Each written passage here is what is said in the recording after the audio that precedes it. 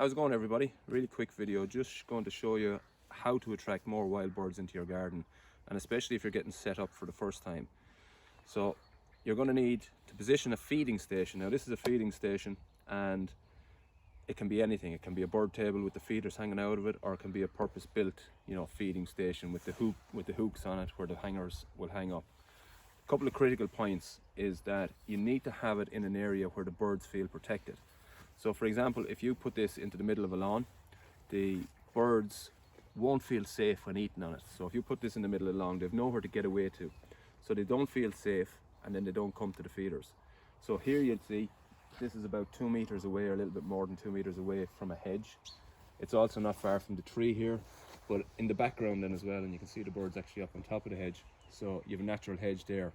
But all of those are both vantage points and getaways for the wild birds. So if they're here and they don't have these getaways, they don't feel safe, so they won't come to your feeders. So that's the first thing, and that doesn't matter whether you're in an urban garden or a rural garden. You need to give them some form of a getaway that they can get away if they feel under threat. The safer they feel, the more birds that you'll get in for a start. The next point then is what you're going to feed them. So if you're starting out, don't fill your feeders to the very top, because if the birds haven't been there before, they'll, by the time they find the feed, it could actually be gone a little bit moldy or whatever. So start off by just filling them a little bit, let the birds find it, let them eat it, and once they're eating it and once they've come there, fill them up to the top. It's important then to have a mix of foods. So this one here is peanuts, good all-round food, high in oil content, so it's very, very good for energy at this time of the year. The other feed that I use quite a bit of is Nitro Seed, and I specifically use this for goldfinches. So goldfinches love this. They're one of the most beautiful wild birds that we have here in Ireland, and they're good fun to watch actually as well, because they fight quite a bit while they're on the feeders. So Nitro and peanut is what I use. Again, keeping it close to the trees. I have a second feeding station here, which is essentially the same thing.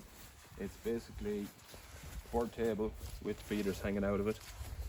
You'll see here, this is a mix of wild bird seed. Now I generally don't feed this, but somebody gave this to me as a present, and I put out a feeder, but you can see I've only put a little bit of food in it to let the birds find it first, and then start. Once they start, I'll fill it up to the top then. I am noticing though, and I've noticed this before with seed, that the birds can be quite fussy. So they'll go in there and they'll pick out, say, something that they like, but the rest of it they'll throw on the ground, and I can see they're already doing that. So they're gonna drop down the bits and pieces that they don't like. Now, to be honest with you here, that's probably okay, because you will get some of the ground feeders, the robins and so on, will pick up all that. But generally, I don't feed the seed because of that reason. But having said that, they do seem to like it a little bit, and there is that the robins and so on will take it off the ground. But that's just a simple couple of tips to get you started. There is always the argument that people say you shouldn't feed the wild birds, but now all the bird watching organisations around the world are saying, Birdwatch Ireland here in Ireland are saying, you should feed them, because there isn't the same natural levels of food that there used to be. So by feeding the birds, you're giving them that support, particularly during the winter months. But if you are feeding them, it's good to do it 12 months of the year.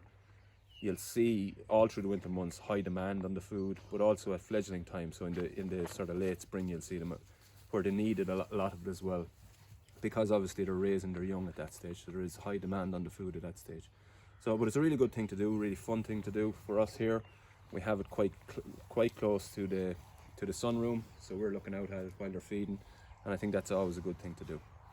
So that's it, just a quick video to show you how to set up a feeding area in your garden. Oh, one final thing, I don't here have a bird bath which has water in it. It's good to provide a water source as well, but here we're in the countryside. There is water basically everywhere. There's water troughs in the fields for the animals, and pretty much everywhere they'll find water. So I don't have a bird bath here, but if you're in particularly an urban environment, or something like that, it's good to provide water right beside your feeding area, and that's another good element to add in. They do like to have a water source close by.